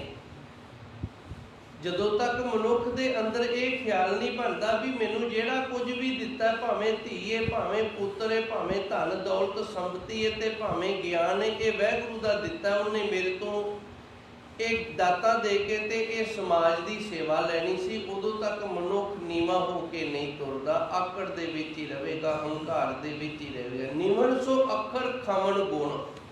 ਹੁਣ ਬਾਬਾ ਫਰੀਦ ਜੀ ਕਹਿੰਦੇ ਨੇ ਨਿਉ ਕੇ ਚੱਲਣਾ ਤੇ ਖਮਨ ਗੁਣ। ਖਮਨ ਦਾ ਅਰਥ ਹੁੰਦਾ ਭਾਵੇਂ ਕੋਈ ਨਿੰਦਿਆ ਕਰੇ ਤੇ ਭਾਵੇਂ ਕੋਈ ਵਡਿਆਈ ਕਰੇ, ਆਪਣੇ ਮਨ ਤੇ ਅਸਰ ਨਾ ਹੋਣ ਦੇਣਾ। ਇਹ ਨਾ ਹੋਵੇ ਵੀ ਕਿਸੇ ਨੇ 4 ਕੁ ਚੰਗੀਆਂ ਗੱਲਾਂ ਆਖ ਦਿੱਤੀਆਂ ਨੇ ਤੇ ਕੱਪੜਿਆਂ ਚੋਂ ਬਾਹਰ ਹੋ ਜੇ ਵੀ ਮੇਰੇ ਵਰਗਾ ਕੋਈ ਹੈ ਹੀ ਨਹੀਂ। ਤੇ ਜੇ ਕਿਸੇ ਨੇ ਮਾੜੀ ਜਿਹੀ ਨਿੰਦਿਆ ਕਰ ਦਿੱਤੀ, ਫਿਰ ਵੀ ਕੱਪੜਿਆਂ ਤੋਂ ਬਾਹਰ ਹੋ ਜੇ ਵੀ ਤੂੰ ਹੁੰਨਾ ਕੌਣ ਹੈ ਇਹ ਗੱਲ ਆਖਣ ਵਾਲਾ। ਜਿੰਦੇ ਅੰਦਰ ਖਮਨ ਦਾ ਗੁਣ ਇੰਨਾ, ਬੁਰਾਈ ਤੇ ਅਛਾਈ ਲੋਕਾਂ ਦੁਆਰਾ ਕੀਤੀ ਗਈ ਜਿਹੜੀ ਉਹਨੂੰ ਖਾ ਜਾਂਦਾ ਏ, ਉਹਨੂੰ ਖਮਨ ਆਖਦੇ ਨੇ। ਇੱਕ ਨਿੱਕੀ ਜੀ ਇਤਿਹਾਸ ਦੀ ਗੱਲ ਹੈ, ਆਪ ਜੀ ਨੂੰ ਮੈਂ ਦੱਸਾਂਗਾ, ਉਹਦੇ ਨਾਲ ਜ਼ਿਆਦਾ ਸਮਝ ਆਏਗੀ। ਸ੍ਰੀ ਰਾਮਚੰਦਰ ਦੀ ਨਿੰਦਿਆ ਕੀਤੀ ਸੀ ਇੱਕ ਧੋਬੀ ਨੇ। ਧੋਬੀ ਨੇ ਨਿੰਦਿਆ ਕਰਕੇ ਆਖਿਆ ਮੇਰੀਆਂ ਮਾਤਾ ਭੈਣਾਂ ਬੈਠੀਆਂ ਨੇ। ਧੋਬੀ ਨੇ ਨਿੰਦਿਆ ਕਰਕੇ ਆਖਿਆ ਬਈ ਜਿਹੜੀ ਸੀਤਾ ਨਾਲ ਰਹੀ ਰਾਵਣ ਕੋਲੇ ਤੇ ਇਹਨੇ ਪੁੱਤਰ ਜੰਮ ਦਿੱਤਾ। ਨਿੰਦਿਆ ਹੋ ਗਈ ਤੇ ਇਹਦੇ ਸਣੇ ਬੱਚੇ ਜੰਗਲ ਦੇ ਵਿੱਚ ਛੱਡ ਆਇਆ ਵੀ ਤੂੰ ਮੇਰੀ ਨਿੰਦਿਆ ਕਰਾ ਦਿੱਤੀ। ਇਹ ਬੜਾ ਖਫਾ ਹੋਇਆ। ਫਿਰ ਲక్ష్మణ ਦੇ ਨਾਲ ਨਾ ਕਿਤੇ ਬਾਹਰ ਗਿਆ ਏ, ਸ਼ਿਕਾਰ ਖੇਡਦਾ ਖੇਡਦਾ ਬੜੀ ਦੂਰ ਨਿਕਲ ਗਿਆ ਘੋੜੇ ਤੇ, ਪਤਾ ਹੀ ਨਹੀਂ ਲੱਗਿਆ। ਅੱਗੇ ਜਿੱਥੇ ਗਿਆ ਏ ਨਾ, ਉੱਥੇ ਇੱਕ ਜ਼ਿਮੀਂਦਾਰ ਪਹਿਲੀ ਵਾਰ ਆਇਆ। ਉਹਨੇ ਕੀ ਕੀਤਾ, ਆਪਣੇ ਬਲਦਾਂ ਦੇ ਉੱਤੇ ਜਿਹੜਾ ਝੁੱਲ ਪਾਇਆ ਨਾ, ਸ਼ਾਇਦ ਤੁਸੀਂ ਝੁੱਲ ਸਾਰੇ ਜਾਣਦੇ ਹੋ। ਪਹਿਲੋਂ ਸਾਡੇ ਕੋਲ ਬਲਦ ਹੁੰਦੇ ਸਨ ਤੇ ਠੰਡ ਤੋਂ ਉਹਨਾਂ ਤੇ ਝੁੱਲ ਪਾ ਲੈਂਦੇ ਸੀ, ਬਣਦੇ ਹੁੰਦੇ ਸੀ ਝੁੱਲ। ਉਹਨੇ ਬਲਦ ਤੇ ਝੁੱਲ ਪਾਇਆ। ਉਹ ਝੁੱਲੇ ਨਾ ਜਿਹੜਾ ਉਹ ਲੋਹੇ ਦੀਆਂ ਤਾਰਾਂ ਦਾ ਬਣਿਆ ਹੋਇਆ, ਜਾਲ ਦੀ ਤਰ੍ਹਾਂ, ਨਾਲੇ ਹਵਾ ਲੱਗਦੀ ਰਵੇ ਤੇ ਹੈ ਉਹ ਲੋਹੇ ਦਾ। ਤੇ ਆਪ ਦੇ ਸਿਰ ਤੇ ਵੀ ਉਹਨੇ ਲੋਹੇ ਦਾ ਟੋਪ ਲਿਆ ਏ। ਤੇ ਸ਼੍ਰੀ ਰਾਮਚੰਦਰ ਨੂੰ ਪਿਆਸ ਲੱਗੀ, ਉਹਦੇ ਤੋਂ ਪਾਣੀ ਪੀਤਾ ਤੇ ਪੁੱਛਦਾ ਕਿ ਤੁਸੀਂ ਬਲਦਾਂ ਤੇ ਵਿਚਾਰਿਆਂ ਤੇ ਲੋਹੇ ਦੇ ਝੁੱਲ ਪਾ ਕੇ ਇਤਨਾ ਭਾਰ ਜੋ ਪਾਇਆ ਹੋਇਆ ਹੈ, ਇਹ ਕਾਹਦੇ ਲਈ? ਇਹਦਾ ਕਾਰਨ ਕੀ? ਉਹ ਕਹਿੰਦੇ ਜੀ ਸਾਡੇ ਇੱਥੇ ਇੱਕ ਜਾਨਵਰ ਰਹਿੰਦਾ ਹੈ, ਉਹ ਬੜੀ ਜ਼ੋਰ ਦੀ ਆਣ ਕੇ ਨਾ ਠੁੰਗ ਮਾਰਦਾ। ਜੇ ਲੋਹੇ ਦਾ ਜਾਲ ਨਾ ਹੋਵੇ ਫਿਰ ਉਹ ਸਾਡੇ ਵੀ ਤੇ ਸਾਡੇ ਰੱਖੇ ਹੋਏ ਜਾਨਵਰ ਜਿਹੜੇ ਨੇ ਇਹਨਾਂ ਨੂੰ ਵੀ, ਪਸ਼ੂਆਂ ਨੂੰ ਵੀ ਠੁੰਗ ਮਾਰਦਾ ਹੈ। ਤੇ ਸ਼੍ਰੀ ਰਾਮਚੰਦ ਦੇ ਮੂੰਹ ਚੋਂ ਨਿਕਲ ਗਿਆ ਇੱਥੋਂ ਛੱਡ ਕੇ ਕਿਤੇ ਹੋਰ ਚਲੇ ਜਾਓ। ਉਹਨੇ ਆਖਿਆ ਜਿਹੜਾ ਬੰਦਾ ਆਪਣੀ ਨਿੰਦਿਆ ਨੂੰ ਵੇਖ ਕੇ ਤੇ ਜਨਾਨੀ ਨੂੰ ਛੱਡ ਦਿੰਦਾ ਨਾ, ਜਾਂ ਜਿਹੜਾ ਬੰਦਾ ਜਨਾਨੀ ਨੂੰ ਛੱਡ ਦਿੰਦਾ ਹੈ ਤੇ ਆਪਣਾ ਮੁਲਕ ਛੱਡ ਦਿੰਦਾ ਹੈ, ਆਪਣਾ ਦੇਸ਼ ਛੱਡ ਦਿੰਦਾ, ਉਹ ਨਰਕਾਂ ਨੂੰ ਜਾਂਦਾ ਹੈ। ਤੇ ਸ਼੍ਰੀ ਰਾਮਚੰਦਰ ਨੇ ਹੁਣ ਆਪਣੀ ਪਤਨੀ ਛੱਡੀ ਸੀ ਇੱਕ ਧੋਬੀ ਦੀ ਨਿੰਦਿਆ ਤੋਂ। ਸੋ ਇਹ ਸਮਾਜ ਹੈ, ਇਹ ਸਮਾਜ ਦੇ ਵਿੱਚ ਨਿੰਦਿਆ ਵੀ ਲੋਕੀ ਕਰਨਗੇ ਤੇ ਵਡਿਆਈ ਵੀ ਕਰਨਗੇ। ਤੇ ਜੇ ਅਸੀਂ ਨਿੰਦਿਆ ਨੂੰ ਵੇਖ ਕੇ ਤੇ ਉਸ ਪਾਸੇ, ਵਡਿਆਈ ਨੂੰ ਵੇਖ ਕੇ ਉਸ ਪਾਸੇ, ਫਿਰ ਤਾਂ ਅਸੀਂ ਪਾਸੇ ਬਦਲਦੇ ਰਵਾਂਗੇ, ਫਿਰ ਬੰਦਗੀ ਨਹੀਂ ਕਰ ਸਕਦੇ। ਸੋ ਬਾਬਾ ਫਰੀਦ ਜੀ ਕਹਿੰਦੇ ਨੇ ਨਿਮਨ ਸੋ ਅੱਖਰ ਖਵਣ ਗੁਣ। ਗੁਣ ਇਹਨਾਂ ਜਿਹੜਾ ਉਹ ਇਸ ਤਰ੍ਹਾਂ ਦਾ ਨਿੰਦਿਆ ਤੇ ਵਡਿਆਈ ਨੂੰ ਖਾ ਜਾਣ ਵਾਲਾ ਹੋਣਾ ਚਾਹੀਦਾ ਵੀ ਪਤਾ ਹੀ ਨਾ ਲੱਗੇ ਕਿਸੇ ਨੇ ਨਿੰਦਿਆ ਕੀਤੀ ਕਿ ਵਡਿਆਈ ਕੀਤੀ, ਆਪਣੀ ਬੰਦਗੀ ਦੇ ਵਿੱਚ ਮਸਤ ਰਵੇ। ਫਿਰ ਤੀਜਾ ਗੁਣ ਦੱਸਦੇ ਨੇ ਜੀਭਾ ਮਣੀਆਂ ਮੰਤ। ਜ਼ਬਾਨ ਦੇ ਵਿੱਚ ਇਤਨਾ ਜ਼ਿਆਦਾ ਰਸ ਤੇ ਮਿਠਾਸ ਹੋਣੀ ਚਾਹੀਦੀ ਏ ਕਿ ਜਦੋਂ ਬੋਲੇ ਨਾ ਜਾਂ ਕਿਸੇ ਨੂੰ ਆਵਾਜ਼ ਮਾਰੇ ਤੇ ਸੱਦੇ, ਇਹਨੂੰ ਇਸ ਤਰ੍ਹਾਂ ਲੱਗੇ ਵੀ ਮੇਰੇ ਕੰਨਾਂ ਦੇ ਵਿੱਚ ਇਹਨੇ ਮਿਸ਼ਰੀ ਘੋਲ ਦਿੱਤੀ ਹੈ। ਜੀਭਾ ਮਣੀਆਂ ਮੰਤ, ਮੰਤਰ ਮੁਗਧ ਕਰ ਦੇਵੇ ਉਹਨੂੰ ਨੂੰ। ਮਣੀਆਂ ਮੰਤ ਦਾ ਅਰਥ ਹੁੰਦਾ ਮੰਤਰ ਮੁਗਧ ਕਰ ਦੇਣਾ, ਤੇ ਮੰਤਰ ਮੁਗਧ ਦਾ ਅਰਥ ਹੁੰਦਾ ਵੀ ਬੋਲ ਸੁਣਦਿਆਂ ਸਾਰੀ ਅਗਲੇ ਦੀ ਰੂਹ ਖੁਸ਼ ਹੋ ਜਾਵੇ ਵੀ ਮੈਨੂੰ ਕਿਸੇ ਨੇ ਸੱਦਿਆ ਹੈ। ਨਿਮਨ ਸੋ ਅੱਖਰ ਖਵਣ ਗੁਣ ਜੀਭਾ ਮਣੀਆਂ ਮੰਤ, ਇਹ ਤੇਰੇ ਭੈਣੇ ਵੇਸ ਕਰ। ਬਾਬਾ ਫਰੀਦ ਜੀ ਕਹਿੰਦੇ ਨੇ ਤੈਨੂੰ ਕਿਤੇ ਜਾਣ ਦੀ ਲੋੜ ਨਹੀਂ। ਇਹ ਤੇਰੇ ਭੈਣੇ ਵੇਸ ਕਰ। ਵੇਸ ਇਹਨਾਂ ਤਿੰਨਾਂ ਗੁਣਾਂ ਦਾ ਵੇਸ ਧਾਰਨ ਕਰ। ਕੱਪੜੇ ਪਾਉਣ ਦੇ ਨਾਲ ਲਾਲ ਪੀਲੇ ਕਾਲੇ ਰੱਬ ਨਹੀਂ ਮਿਲਦਾ। ਇਹ ਤਿੰਨ ਗੁਣਾਂ ਦਾ ਵੇਸ ਹੈ ਜਿਹੜਾ ਭਾਵੇਂ ਤਿੰਨ ਗੁਣਾਂ ਦੇ ਕੱਪੜੇ ਮਨ ਦੇ ਉੱਤੇ ਪਾਣੇ ਕਰ, ਤਾਂ ਬਸ ਆਵੀ ਕੰਤ, ਤੇ ਫਿਰ ਰੱਬ ਜਿਹੜਾ ਵਸ ਦੇ ਵਿੱਚ ਆ ਜਾਂਦਾ ਹੈ। ਇਹਨੂੰ ਆਖਦੇ ਨੇ ਸਹਿਜ। ਗੁਰੂ ਨਾਨਕ ਦੇਵ ਜੀ ਨੇ ਆਖਿਆ ਤਿੰਨ ਗੁਣ ਤੁਹਾਡੇ ਵਿੱਚ ਹੈਗੇ ਨੇ। ਸਹਿਜ ਗੁਫਾ ਕਰ ਜਾਣੇ ਸਾਚਾ, ਜੇ ਹੈਗੇ ਨੇ ਤਾਂ ਫਿਰ ਸਹਿਜ ਦੀ ਗੁਫਾ ਦੇ ਵਿੱਚ, ਗੁਫਾ ਪਹਾੜਾਂ ਦੇ ਵਿੱਚ ਪੱਟੀਆਂ ਹੁੰਦੀਆਂ ਨੇ ਲੁੱਕ ਕੇ ਬੈਠਣ ਨੂੰ, ਜਾਂ ਆਪੇ ਬਣ ਜਾਂਦੀਆਂ ਹੋਣਗੀਆਂ। ਸਹਿਜ ਗੁਫਾ ਘਰ ਜਾਣੇ ਸਾਚਾ, ਸਹਿਜ ਦੀ ਗੁਫਾ ਦੇ ਵਿੱਚ ਮਨ ਨੂੰ ਰੱਖਣਾ ਕਰੇ ਤੇ ਆਪਣੇ ਘਰ ਦੇ ਵਿੱਚ ਬੈਠੇ ਹੀ ਸੱਚੇ ਸਤਿਗੁਰ ਦੀ ਪ੍ਰਾਪਤੀ ਹੋ ਜਾਂਦੀ ਹੈ ਜੀ। ਉਹ ਸੱਚੇ ਅਕਾਲ ਪੁਰਖ ਵਾਹਿਗੁਰੂ ਨੂੰ ਨਾ ਕੋਈ ਭੇਖ ਕਰਕੇ ਚੰਗਾ ਨਹੀਂ ਲੱਗਦਾ ਬਈ ਇਹਨੇ ਕਾਲੇ ਰੰਗ ਦੇ ਕੱਪੜੇ ਪਾਏ ਨੇ ਤੇ ਇਹ ਚੰਗਾ ਹੋ ਗਿਆ, ਇਹਨੇ ਲਾਲ ਪਾਏ ਨੇ ਇਹ ਚੰਗਾ ਹੋ ਗਿਆ, ਇਹਨੇ ਗੇਰੂ ਰੰਗ ਦੇ ਪਾਏ ਨੇ ਇਹ ਚੰਗਾ ਹੋ ਗਿਆ। ਉਹਨੂੰ ਇਹਨਾਂ ਗੱਲਾਂ ਨਾਲ ਮਤਲਬ ਹੀ ਨਹੀਂ। ਫਿਰ ਕਾਹਦੇ ਨਾਲ? ਨਾਨਕ ਸਾਚੇ ਭਾਵੈ ਸਾਚਾ। ਉਹ ਸੱਚੇ ਨੂੰ ਤਾਂ ਜਿਹੜਾ ਅੰਦਰੋਂ ਸੱਚਾ ਨਾ ਉਹ ਹੀ ਚੰਗਾ ਲੱਗਦਾ ਜੀ। ਉਹ ਸੱਚੇ ਅਕਾਲ ਪੁਰਖ ਵਾਹਿਗੁਰੂ ਨੂੰ ਉਹ ਚੰਗਾ ਲੱਗਦਾ ਏ ਜਿਹੜਾ ਭਾਈ ਅੰਦਰੋਂ ਸੱਚਾ ਹੋ ਗਿਆ। ਇਹ 16ਵੀਂ ਪੌੜੀ ਦੇ ਅੰਦਰ ਧੰਨ ਗੁਰੂ ਮਹਾਰਾਜ ਜੀ ਨੇ ਸਾਂਝਾ ਉਪਦੇਸ਼ ਦਿੱਤਾ। ਉੱਥੇ ਸਿੱਧਾਂ ਨੂੰ ਦਿੱਤਾ, ਨਾਲੇ ਸੰਗਤਾਂ ਨੂੰ ਦਿੱਤਾ। ਤੇ ਹੁਣ ਅੱਗੇ 17ਵੀਂ ਪੌੜੀ ਦੇ ਵਿੱਚ ਨਾ ਇੱਕ ਹੋਰ ਜੋਗੀ ਏ, ਕਿਉਂਕਿ ਸਾਰਿਆਂ ਨੇ ਆਪੋ ਆਪਣਾ ਜ਼ੋਰ ਲਾਣਾ ਸੀ ਵੀ ਜੇ ਤੇਰੇ ਤੋਂ ਨਹੀਂ ਢੱਠਾ ਤੇ ਮੈਂ ਢਾਹ ਲੈਣਾ, ਤੇਰੀਆਂ ਗੱਲਾਂ ਦੇ ਵਿੱਚ ਨਹੀਂ ਆਇਆ ਤੇ ਮੈਂ ਆਪਣੀਆਂ ਗੱਲਾਂ ਦੇ ਵਿੱਚ ਤੈਨੂੰ ਲੈ ਆਉਣਾ। ਹੁਣ ਇੱਕ ਹੋਰ ਜੋਗੀ ਏ, ਉਹ ਜੋਗੀ ਫਿਰ ਗੁਰੂ ਨਾਨਕ ਦੇਵ ਜੀ ਨੂੰ ਸਵਾਲ ਕਰਦਾ ਹੈ ਜੀ, ਜਿਸ ਕਾਰਨ ਤਰਿਓ ਦਾਸੀ। ਹੁਣ ਇਹ ਜੋਗੀ ਆਖਦਾ ਵੀ ਜੇ ਤੁਸੀਂ ਸੱਚ ਦੀ ਪ੍ਰਾਪਤੀ ਕਰ ਲਈਏ, ਤੁਹਾਨੂੰ ਸਾਰੀਆਂ ਗੱਲਾਂ ਦਾ ਗਿਆਨ, ਤੇ ਫਿਰ ਤੁਸੀਂ ਘਰ ਕਾਹਦੇ ਲਈ ਛੱਡਿਆ? ਤੁਸੀਂ ਘਰ ਕਾਹਦੇ ਲਈ ਛੱਡਿਆ? ਕਿਉਂਕਿ ਗੁਰੂ ਨਾਨਕ ਦੇਵ ਜੀ ਨੇ 4 ਉਦਾਸੀਆਂ ਧਾਰਨ ਕੀਤੀਆਂ ਸਨ। ਥੋੜਾ ਜਿਹਾ ਨਾ ਵਿਚਾਰਾਂ ਦੇ ਨਾਲ ਜੁੜੋਗੇ। ਇਹ ਬਾਣੀ ਬੜੀ ਮਹਿੰਗੀ ਏ ਤੇ ਸਭ ਤੋਂ ਜ਼ਿਆਦਾ ਗਿਆਨ ਹੈ ਜਿਹੜਾ ਸਿੱਖੀ ਸਿਧਾਂਤ ਦਾ ਉਹ ਇਸੇ ਗੁਰਬਾਣੀ ਦੇ ਅੰਦਰ ਏ। ਜਪਜੀ ਸਾਹਿਬ ਦੀ ਜਿਹੜੀ ਬਾਣੀ ਹੈ ਨਾ ਉਹਨੂੰ ਮਾਲਾ ਮੰਤਰ ਆਖਿਆ ਜਾਂਦਾ ਹੈ। ਵਾਹਿਗੁਰੂ ਗੁਰ ਮੰਤਰ ਹੈ। ਇੱਕ ਓਂਕਾਰ ਤੋਂ ਲੈ ਕੇ ਨਾਨਕ ਹੋਸੀ ਭੀ ਸੱਚ ਤੱਕ ਮੂਲ ਮੰਤਰ ਹੈ। ਪੂਰਨ ਜਪਜੀ ਸਾਹਿਬ ਦੀ ਬਾਣੀ ਮਾਲਾ ਮੰਤਰ ਹੈ। ਇੱਕ ਓਂਕਾਰ ਤੋਂ ਲੈ ਕੇ ਗੁਰ ਪ੍ਰਸਾਦ ਤੱਕ ਮਹਾ ਮੰਤਰ ਹੈ। ਇੱਕ ਓਂਕਾਰ ਸਤਿਗੁਰ ਪ੍ਰਸਾਦ ਵਸਤੂ ਨਿਰਦੇਸ਼ਕ ਮੰਤਰ ਹੈ। ਇਹ ਜਿਹੜੀ ਬਾਣੀ ਹੈ ਇਹਦੇ ਵਿੱਚ ਸਿੱਖੀ ਸਿਧਾਂਤ ਪਰੋਤਾ ਹੋਇਆ ਹੈ। ਧੰਨ ਗੁਰੂ ਨਾਨਕ ਦੇਵ ਜੀ ਨੇ ਸਾਨੂੰ ਕੋਈ ਰਹਿਤ ਮਰਿਆਦਾ ਵਾਲੇ ਗ੍ਰੰਥ ਵੱਖਰਾ ਨਹੀਂ, ਧੰਨ ਗੁਰੂ ਗ੍ਰੰਥ ਸਾਹਿਬ ਜੀ ਦੇ ਅੰਦਰੋਂ ਹੀ ਸਾਰਾ ਕੁਝ ਮਿਲ ਰਿਹਾ ਹੈ। ਹੁਣ ਗੁਰੂ ਨਾਨਕ ਦੇਵ ਦੇਵ ਜੀ ਨੂੰ ਸਿੱਧਾ ਨੇ ਸਵਾਲ ਕੀਤਾ ਹੈ ਵੀ ਤੁਸੀਂ ਜੇ ਰੱਬ ਨੂੰ ਪਾ ਹੀ ਲਿਆ ਏ, ਪਰਮਾਤਮਾ ਦੀ ਤੁਹਾਨੂੰ ਪ੍ਰਾਪਤੀ ਹੋ ਗਈ, ਤੇ ਫਿਰ ਤੁਸੀਂ ਘਰ ਕਾਹਦੇ ਲਈ ਛੱਡਿਆ? ਕਿਸ ਕਾਰਨ ਕਰਿਓ ਤਜਿਓ ਉਦਾਸੀ, ਤੁਸੀਂ ਘਰ ਛੱਡ ਕੇ ਨਾ ਤੇ ਫਿਰ ਉਦਾਸੀਆਂ ਵਾਲਾ ਜਿਹੜਾ ਭੇਖ ਹੈ ਨਾ ਉਹ ਕਿਉਂ ਧਾਰਨ ਕੀਤਾ ਹੈ ਜੀ? ਕਿਸ ਕਾਰਨ ਇਹੋ ਭੇਖ ਨਿਵਾਸੀ। ਤੇ ਗੁਰੂ ਨਾਨਕ ਦੇਵ ਜੀ ਗੇਰੂ ਰੰਗ ਦੇ ਵਸਤਰ ਵੀ ਧਾਰਨ ਕਰਿਆ ਕਰਦੇ ਸਨ, ਨਾਲ ਇਹ ਵੀ ਕਹਿ ਦਿੱਤਾ ਜੀ ਫਿਰ ਤੁਸੀਂ ਆ ਭੇਸ ਕਿਉਂ ਬਣਾਇਆ ਹੈ? ਸ਼ਾਇਦ ਆਪ ਜੀ ਨੂੰ ਸਮਝ ਲੱਗ ਗਈ ਹੋਣੀ ਹੈ। ਜਦੋਂ ਆਪਾਂ ਵੇਖੀਏ ਨਾ ਵੀ ਹੁਣ ਸਾਡੀ ਹਾਰ ਹੋਵੇਗੀ ਤੇ ਫਿਰ ਆਪਾਂ ਕੋਈ ਨਾ ਕੋਈ ਇਸ ਤਰ੍ਹਾਂ ਦੀ ਗੱਲ ਕੱਢਣ ਦਾ ਯਤਨ ਕਰਦੇ ਹਾਂ ਵੀ ਇਧਰੋਂ ਨਹੀਂ ਤੇ ਇਧਰੋਂ ਇਹਨੂੰ ਡੇਗ ਲਈਏ।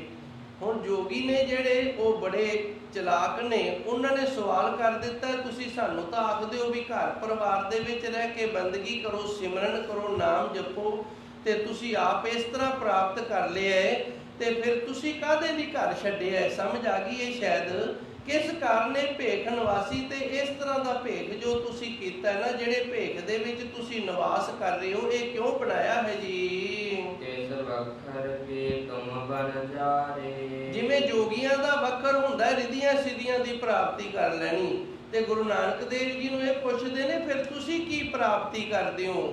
ਕਿਸ ਵਖਰ ਕੇ ਤੁਮ ਮਨਜਾਰੇ, ਫਿਰ ਕਿਹੜੇ ਵਖਰ ਦਾ ਤੁਸੀਂ ਵੰਜ ਕਰਦੇ ਹੋ, ਵਪਾਰ ਕਰਦੇ ਹੋ ਜੀ? ਜੋ ਕਰ ਸਾਥ ਲੰਘਾਓ ਪਾਰੇ।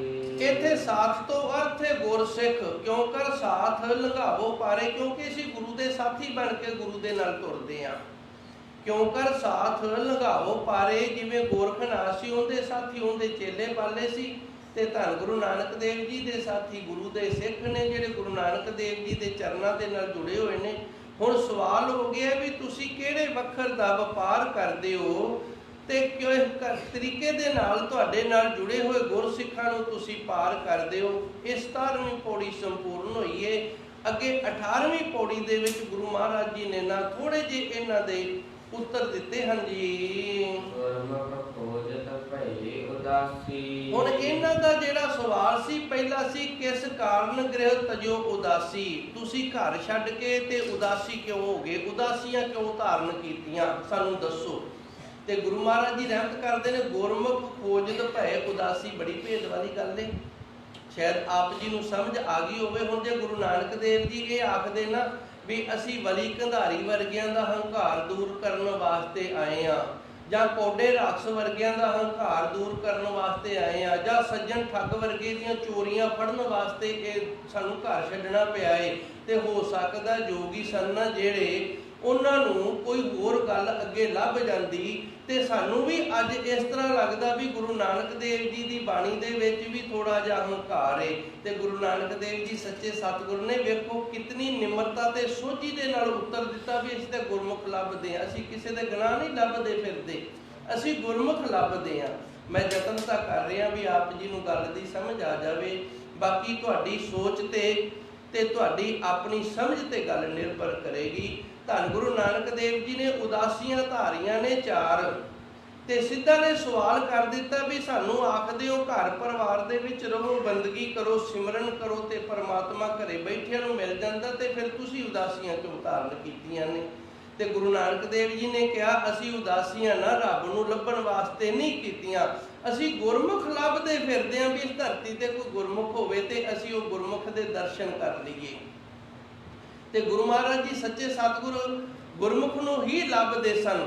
ਜਿੱਥੇ ਵੀ ਕੋਈ ਸਾਧੂ ਸੰਤ ਹੁੰਦਾ ਸੀ ਜਾਂਦੇ ਸਨ ਵੀ ਸ਼ਾਇਦ ਇਹ ਗੁਰਮੁਖ ਹੋਵੇ, ਤੇ ਹੁਣ ਜਦੋਂ ਆਪਾਂ ਜਾਵਾਂਗੇ ਮਿਲਾਂਗੇ ਉਹਦੇ ਵਿੱਚ ਜੇ ਗੁਰਮੁਖਾਂ ਵਾਲੇ ਗੁਣ ਹੋਣਗੇ ਤੇ ਸਾਨੂੰ ਫਿਰ ਵੀ ਪਤਾ ਲੱਗ ਜਾਏਗਾ, ਜੇ ਮਨਮੁਖਾਂ ਵਾਲੇ ਗੁਣ ਹੋਣਗੇ ਤੇ ਫਿਰ ਵੀ ਪਤਾ ਲੱਗ ਜਾਏਗਾ। ਹੁਣ ਬੁੱਢਣ ਸ਼ਾਹ ਕੀ ਸੀ? ਗੁਰਮੁਖ ਸੀ, ਉਹਦੇ ਅੰਦਰ ਗੁਰਮੁਖਾਂ ਵਾਲੇ ਗੁਣ ਸਨ, ਤੇ ਉਹਨੇ ਦੁੱਧ ਭੇਟ ਕੀਤਾ ਸੀ, ਤੇ ਗੁਰੂ ਮਹਾਰਾਜ ਜੀ ਨੇ ਕਿਹਾ ਸਹੀ 6ਵੇਂ ਜਾਮੇ ਦੇ ਵਿੱਚ ਆਣ ਕੇ ਛਕਾਂਗੇ। ਇਹ ਹੁਣ ਗੁਰਮੁਖ ਲੱਭ ਗਿਆ ਸੀ ਨਾ। ਗੁਰਮੁਖ ਖੋਜਤ ਭੈ ਉਦਾਸੀ, ਧੰਨ ਗੁਰੂ ਨਾਨਕ ਦੇਵ ਜੀ ਆਖਦੇ ਨੇ ਅਸੀਂ ਕਿਸੇ ਦੇ ਗੁਨਾਹ ਲੱਭਣ ਦੇ ਲਈ, ਕਿਸੇ ਦੇ ਪਰਦੇ ਪਾਸ ਕਰਨ ਦੇ ਲਈ, ਤੇ ਕਿਸੇ ਨੂੰ ਬੁਰਾ ਭਲਾ ਆਖਣ ਦੇ ਲਈ ਉਦਾਸੀਆਂ ਨਹੀਂ ਧਾਰਨ ਕੀਤੀਆਂ। ਅਸੀਂ ਇਸ ਧਰਤੀ ਤੋਂ ਗੁਰਮੁਖਾਂ ਨੂੰ ਲੱਭਦੇ ਫਿਰਦੇ ਹਾਂ ਜੀ। ਤੇ ਗੁਰੂ ਮਹਾਰਾਜ ਜੀ ਕਹਿੰਦੇ ਨੇ ਜਿਹੜਾ ਤੁਸੀਂ ਸਾਨੂੰ ਸਵਾਲ ਕੀਤਾ ਨਾ ਵੀ ਫਿਰ ਇਹ ਭੇਖ ਕਿਉਂ ਧਾਰਨ ਕੀਤਾ, ਉਹ ਇਸ ਵਾਸਤੇ ਧਾਰਨ ਕੀਤਾ ਹੈ ਕਿ ਜਦੋਂ ਕਿਸੇ ਸਾਧੂ ਸੰਤ ਦੇ ਨਾਲ ਵਿਚਾਰ ਵਟਾਂਦਰਾ ਕਰਨਾ ਹੋਵੇ ਨਾ, ਤੇ ਫਿਰ ਉਹ ਭੇਖ ਨੂੰ ਵੇਖ ਕੇ ਵਿਚਾਰ ਵਟਾਂਦਰਾ ਕਰਦਾ। ਜੇ ਆਮ ਭੇਖ ਹੋਵੇ ਨਾ ਗ੍ਰਿਸ਼ਤੀਆਂ ਵਰਗਾ, ਤੇ ਫਿਰ ਅਗਲਾ ਕਹਿੰਦਾ ਗ੍ਰਿਸ਼ਤੀ ਇਹ ਕੁਝ ਜਾਣਦਾ ਨਹੀਂ ਹੋਣਾ, ਤੇ ਉਹਨੂੰ ਦੱਸਣਾ ਪੈਂਦਾ ਵੀ ਮੈਂ ਕੁਝ ਜਾਣਦਾ। ਤੇ ਜਦੋਂ ਦੱਸਣਾ ਪੈਂਦਾ ਤੇ ਫਿਰ ਅੰਦਰੋਂ ਹਉਮੈ ਆ ਜਾਂਦੀ ਏ। ਮੈਂ ਇਹਦਾ ਵੀ ਯਤਨ ਕਰਾਂਗਾ ਤਾਂ ਕਿ ਗੱਲ ਦੀ ਸਮਝ ਆ ਜਾਵੇ। ਜੇ ਮੇਰੇ ਬਾਣਾ ਨਾ ਪਾਇਆ ਹੋਵੇ, ਪੈਂਟ ਸ਼ਰਟ ਪਾਈ ਹੋਵੇ, ਤੇ ਜਿਵੇਂ ਸਕੂਲ ਦੇ ਸਮੇਂ ਮੈਂ ਰਹਿੰਦਾ ਸੀ ਉਵੇਂ ਰਹਿੰਦਾ ਹੋਵਾਂ, ਤੇ ਹੋ ਸਕਦਾ ਮੈਨੂੰ ਕੋਈ ਵੀ ਗਿਆਨੀ ਜੀ ਨਾ ਆਖੇ, ਸਾਰੇ ਮਾਸਟਰ ਜੀ ਆਖਣਗੇ। ਤੇ ਜਿੱਥੇ ਕਿਤੇ ਗਿਆਨੀਆਂ ਦੀ ਸਭਾ ਲੱਗੀ ਹੋਵੇ ਨਾ, ਤੇ ਮੈਨੂੰ ਆਖਣ ਮਾਸਟਰ ਜੀ ਇੱਥੇ ਤਾਂ ਗਿਆਨੀਆਂ ਦੀ ਸਭਾ ਲੱਗੀ ਹੈ ਤੇ ਤੁਸੀਂ ਨਹੀਂ ਜਾ ਸਕਦੇ। ਫਿਰ ਮੈਨੂੰ ਦੱਸਣਾ ਪਏਗਾ ਨਾ ਵੀ ਮੈਂ ਵੀ ਗਿਆਨੀ ਆ। ਤੇ ਫਿਰ ਜਦੋਂ ਆਖਾਂਗਾ ਮੈਂ ਵੀ ਗਿਆਨੀ, ਤਾਂ ਮੇਰੇ 'ਚ ਮੈਂ ਆ ਗਈ ਨਾ। ਉਸ ਤੋਂ ਚੰਗਾ ਮੈਂ ਬਾਣਾ ਹੀ ਧਾਰਨ ਕਰਾਂ, ਤੇ ਉਹਨਾਂ ਨੇ ਮੈਨੂੰ ਪੁੱਛਣਾ ਨਹੀਂ ਹੈਗਾ ਵੀ ਸਾਰੇ ਬਾਣੇ ਵਾਲੇ ਗੁਰਸਿੱਖ ਨੇ, ਤੇ ਮੈਂ ਵੀ ਚੁੱਪ ਕਰਕੇ ਵਿੱਚ ਬੈਠ ਜਾਵਾਂਗਾ। ਮੇਰੇ ਅੰਦਰ ਮੈਂ ਨਹੀਂ ਆਏਗੀ। ਫਿਰ ਦਰਸ਼ਨ ਕੈ ਤਾਈ ਭੇਖ ਨਿਵਾਸੀ। ਗੁਰੂ ਨਾਨਕ ਦੇਵ ਜੀ ਕਹਿੰਦੇ ਨੇ ਜੇ ਅਸੀਂ ਸਾਧੂਆਂ ਵਾਲਾ ਭੇਸ ਨਾ ਕੀਤਾ ਹੁੰਦਾ ਤੇ ਸਾਨੂੰ ਕਿਸੇ ਨੇ ਸਾਧੂ ਸੰਤ ਦੇ ਨਾਲ ਚਰਚਾ ਹੀ ਨਹੀਂ ਸੀ ਕਰਨ ਦੇਣੀ ਜੀ। ਸਾਜ ਵਖਰ ਕੇ ਹਮ ਗਣ ਜਾਰੇ। ਤੇ ਜਿਹੜਾ ਤੁਸੀਂ ਇਹ ਸਾਨੂੰ ਸਵਾਲ ਕੀਤਾ ਵੀ ਕੀ ਖਰੀਦਦੇ ਫਿਰਦੇ ਹੋ, ਕੀ ਚੀਜ਼ ਤੁਸੀਂ ਲੱਭਦੇ ਫਿਰਦੇ ਹੋ, ਕਿਹੜੇ ਵਖਰ ਦਾ ਤੁਸੀਂ ਵਣਜ ਕਰਦੇ ਹੋ, ਅਸੀਂ ਸੱਚ ਦੇ ਵਣਜਾਰੇ ਹਾਂ। ਸੱਚ ਦਾ ਵਖਰ ਹੈ ਸਾਡਾ। ਕਿਸ ਵਖਰ ਕੇ ਤੁਮ ਵਣਜਾਰੇ। ਗੁਰੂ ਨਾਨਕ ਦੇਵ ਜੀ ਨੇ ਨਾ ਸਾਨੂੰ ਵਖਰ ਦਿੱਤਾ ਹੈ। ਵਾਹਿਗੁਰੂ ਗੁਰਮੰਤਰ ਇਹ ਵਖਰ ਹੈ ਸਾਡੇ ਕੋਲੇ। ਤੇ ਇਹ ਵਖਰ ਜਿਹੜਾ ਇਹਦਾ ਹੀ ਗੁਰੂ ਨਾਨਕ ਦੇਵ ਜੀ ਨੇ ਵਪਾਰ ਕੀਤਾ, ਤੇ ਸਾਨੂੰ ਵੀ ਇਸੇ ਦਾ ਵਪਾਰ ਕਰਨ ਨੂੰ ਆਖਿਆ। ਸਾਚ ਵਖਰ ਕੇ ਹਮ ਵਣਜਾਰੇ। ਧੰਨ ਗੁਰੂ ਨਾਨਕ ਦੇਵ ਜੀ ਰਹਿਮਤ ਕਰਦੇ ਨੇ ਅਸੀਂ ਸੱਚੇ ਸਤਿਗੁਰ ਦੇ ਨਾਮ ਦਾ ਵੰਡ ਕਰਨ ਵਾਲੇ ਹਾਂ ਜੀ। ਨਾਨਕ ਗੁਰਮੁਖ ਉਤਰ ਸਪਾਰੇ। ਤੇ ਜਿਹੜਾ ਇਹਨਾਂ ਨੇ ਸਵਾਲ ਕੀਤਾ ਸੀ ਤੁਸੀਂ ਆਪਣੇ ਸਾਥੀਆਂ ਨੂੰ ਪਾਰ ਕਿਵੇਂ ਕਰਦੇ ਹੋ, ਤੇ ਗੁਰੂ ਮਹਾਰਾਜ ਜੀ ਕਹਿੰਦੇ ਅਸੀਂ ਕਿਸੇ ਦੀ ਬਾਹ ਫੜ ਕੇ ਖਿੱਚ ਕੇ ਨਹੀਂ ਲੈ ਕੇ ਜਾਂਦੇ। ਫਿਰ ਪਾਰ ਕਿਵੇਂ ਕਰਦੇ ਹੋ? ਗੁਰਮੁਖ ਉਤਰਸ ਪਾਰੇ। ਜਿਹੜਾ ਗੁਰਮੁਖ ਹੋ ਜਾਏਗਾ ਨਾ ਉਹ ਪਾਰ ਉਤਰੇਗਾ। ਨਾਨਕ ਗੁਰਮੁਖ ਉਤਰਸ ਪਾਰੇ। ਜਿਹੜਾ ਵੀ ਸਾਡਾ ਗੁਰਸਿੱਖ ਸਾਡਾ ਸਾਥੀ ਬਣਿਆ ਹੈ, ਜੇ ਉਹ ਗੁਰਮੁਖ ਹੋਏਗਾ ਤੇ ਪਾਰ ਹੋਵੇਗਾ। ਮੈਂ ਇੱਕ ਵਾਰੀ ਫਿਰ ਨਾ ਥੋੜੀ ਜਿਹੀ ਮਿਹਨਤ ਕਰਦੇ ਹਾਂ। ਗੁਰੂ ਨਾਨਕ ਦੇਵ ਜੀ ਨੂੰ ਸਵਾਲ ਸੀ ਕਿਉਂ ਕਰ ਸਾਥ ਲੰਘਾਵੋ ਪਾਰੇ। ਤੁਸੀਂ ਆਪਣੇ ਸਾਥੀਆਂ ਨੂੰ ਪਾਰ ਕਿਵੇਂ ਕਰਦੇ ਹੋ? ਤੇ ਗੁਰੂ ਨਾਨਕ ਦੇਵ ਜੀ ਨੇ ਇਸ ਸਵਾਲ ਦਾ ਜਵਾਬ ਦਿੱਤਾ ਨਾਨਕ ਗੁਰਮੁਖ ਉਤਰਸ ਪਾਰੇ। ਅਸੀਂ ਕਿਸੇ ਨੂੰ ਪਾਰ ਕਰਨ ਵਾਲੇ ਨਹੀਂ ਹੈਗੇ, ਤੇ ਨਾ ਹੀ ਅਸੀਂ ਕਿਸੇ ਨੂੰ ਖਿੱਚ ਧੂ ਕੇ ਪਾਰ ਕਰਦੇ ਹਾਂ। ਫਿਰ ਪਾਰ ਕੌਣ ਕਰਦਾ? ਉਹ ਅਕਾਲ ਪੁਰਖ ਵਾਹਿਗੁਰੂ ਕਰਦਾ ਹੈ। ਤੇ ਉਹ ਅਕਾਲ ਪੁਰਖ ਵਾਹਿਗੁਰੂ ਕਿਹਨੂੰ ਪਾਰ ਕਰਦਾ? ਗੁਰਮੁਖ ਉਤਰਸ ਪਾਰੇ। ਇੱਥੇ ਤਾਂ ਭਾਈ ਜਿਹੜਾ ਪੜ੍ਹਾਈ ਕਰੇਗਾ ਨਾ ਉਹਦੇ ਚੰਗੇ ਨੰਬਰ ਆ ਜਾਣਗੇ ਤੇ ਉਹ ਪਾਸ ਹੋ ਕੇ ਅਗਲੀ ਕਲਾਸ ਦੇ ਵਿੱਚ ਜਾਵੇਗਾ। ਜਿਹੜਾ ਪੜ੍ਹਾਈ ਨਹੀਂ ਕਰੇਗਾ ਇੱਥੇ ਕੋਈ ਛੋਲੇ ਦੇ ਕੇ ਪਾਸ ਹੋਣ ਵਾਲਾ ਨਹੀਂ ਜੇ ਹੈਗਾ। ਕਹਿਣ ਵਾਲੀ ਗੱਲ ਇਹ ਹੈ ਅਖੀਰ ਮੁੱਕਦੀ। ਨਾਨਕ ਗੁਰਮੁਖ ਉਤਰਸ ਪਾਰੇ। ਇੱਥੇ ਕੋਈ ਵੀ ਛੋਲੇ ਦੇ ਕੇ ਪਾਸ ਹੋਣ ਵਾਲਾ ਨਹੀਂ ਹੈਗਾ। ਇਹ ਗੁਰੂ ਨਾਨਕ ਦੇਵ ਜੀ ਦੀ ਜਮਾਤ ਹੈ। ਇਹਦੇ ਵਿੱਚ ਜਿਹੜਾ ਗੁਰਮੁਖ ਬਣੇਗਾ, ਜਿਹੜਾ ਪੜ੍ਹਾਈ ਕਰ ਲੇਗਾ, ਚੰਗੇ ਨੰਬਰ ਲੈ ਲੇਗਾ। ਜਿਹੜਾ ਥੋੜਾ ਪੜ੍ਹੇਗਾ ਥੋੜੇ ਨੰਬਰ ਆਉਣਗੇ। ਤੇ ਜਿਹੜਾ ਭਾਈ ਸਾਰਾ ਸਾਲ ਕਿਤਾਬ ਹੀ ਨਹੀਂ ਖੋਲ ਕੇ ਵੇਖੇਗਾ ਉਹ ਫਿਰ ਫੇਲ ਹੀ ਹੋਏਗਾ। ਇੱਥੇ ਕੁਛ ਸਿਫਾਰਿਸ਼ ਵੀ ਨਹੀਂ ਜੇ ਚੱਲਦੀ, ਇੱਥੇ ਕੋਈ ਅਫਸਰਸ਼ਾਹੀ ਵੀ ਨਹੀਂ ਚੱਲਦੀ, ਇੱਥੇ ਕੋਈ ਵੱਡ ਵਡੇਰਾ ਜਿਹੜਾ ਉਹ ਵੀ ਨਹੀਂ ਚੱਲਦਾ। ਕੇਵਲ ਤੇ ਕੇਵਲ ਇੱਕੋ ਹੀ ਸ਼ਬਦ ਹੈ, ਉਹ ਸ਼ਬਦ ਹੈ ਗੁਰਮੁਖ। ਜਿਹੜਾ ਗੁਰਮੁਖ ਬਣ ਗਿਆ ਤੇ ਉਹ ਪਾਰ ਹੋ ਜਾਂਦਾ ਹੈ ਜੀ। ਹੁਣ ਜੋਗੀ ਬੜੇ ਪ੍ਰਭਾਵਿਤ ਹੋ ਗਏ ਨੇ ਤੇ ਧੰਨ ਗੁਰੂ ਨਾਨਕ ਦੇਵ ਜੀ ਦੇ ਅੱਗੇ ਹੱਥ ਜੋੜ ਕੇ ਕਹਿੰਦੇ ਨੇ ਹੇ ਸੱਚੇ ਸਤਿਗੁਰੂ ਜੀ ਕਿਰਪਾ ਕਰੋ। ਤੁਸੀਂ ਕਿਹੜੇ ਤਰੀਕੇ ਦੇ ਨਾਲ ਇੰਨਾ ਸੋਹਣਾ ਜੀਵਨ ਬਣਾ ਲਿਆ ਹੈ। ਕਿਤਬਿਦ ਪੁਰਖਾ ਜਨਮ ਵਟਾਇਆ। ਵਟਾਇਆ ਦਾ ਅਰਥ ਹੁੰਦਾ ਬਦਲਾਵ ਲੈ ਆਉਣਾ। ਜਿਵੇਂ ਕੋਈ ਸਾਡੇ ਕੋਲ ਟੁੱਟਾ ਭੱਜੀ ਚੀਜ਼ ਹੋਵੇ ਨਾ ਤੇ ਅਸੀਂ ਭਾਂਡਿਆਂ ਵਾਲੀ ਦੁਕਾਨ ਤੇ ਲੈ ਜਾਂਦੇ ਹਾਂ ਤੇ ਉੱਥੋਂ ਵਟਾ ਕੇ ਨਵੇਂ ਲੈ ਆਉਂਦੇ, ਪੁਰਾਣੇ ਉਹਨਾਂ ਨੂੰ ਦੇ ਦਿੰਦੇ ਆ। ਹੁਣ ਗੁਰੂ ਨਾਨਕ ਦੇਵ ਜੀ ਨੂੰ ਇਹ ਬੇਨਤੀ ਕਰਦੇ ਨੇ ਸੱਚੇ ਸਤਿਗੁਰ ਕਿਰਪਾ ਕਰੋ। ਤੁਸੀਂ ਇਹ ਜੀਵਨ ਹੈ ਜਿਹੜਾ ਇਹਨੂੰ ਕਿਵੇਂ ਵਟਾਉਣਾ ਕੀਤਾ ਹੈ, ਇਹ ਜੀਵਨ ਨੂੰ ਕਿਵੇਂ ਬਦਲਣਾ ਕੀਤਾ ਹੈ, ਵਟਾਇਆ ਕਿਵੇਂ ਜਾਂਦਾ ਹੈ? ਜਦੋਂ ਅਸੀਂ ਆਪਣੀਆਂ ਬੁਰਾਈਆਂ ਛੱਡ ਕੇ ਤੇ ਗੁਰੂ ਮਹਾਰਾਜ ਜੀ ਤੋਂ ਗੁਣ ਲੈ ਲੈਂਦੇ ਆ ਨਾ, ਹੈ ਭਾਂਡਿਆਂ ਵਾਲੀ ਗੱਲ ਹੀ। ਟੁੱਟੇ ਭਾਂਡੇ ਦੁਕਾਨ ਤੇ ਲੈ ਜਾਓ ਤੇ ਸਾਈਂ ਤੁਹਾਨੂੰ ਨਵੇਂ ਦੇ ਦੇਣਗੇ। ਉਵੇਂ ਜਿਵੇਂ ਔਗਣ ਸਾਰੇ ਛੱਡ ਕੇ ਤੇ ਗੁਰੂ ਮਹਾਰਾਜ ਜੀ ਦੇ ਚਰਨਾਂ ਦੇ ਵਿੱਚੋਂ ਚੰਗਿਆਈਆਂ ਪ੍ਰਾਪਤ ਕਰ ਲਈਏ ਨਾ ਤੇ ਫਿਰ ਸਾਡਾ ਜੀਵਨ ਵਟਾਇਆ ਜਾਂਦਾ ਹੈ।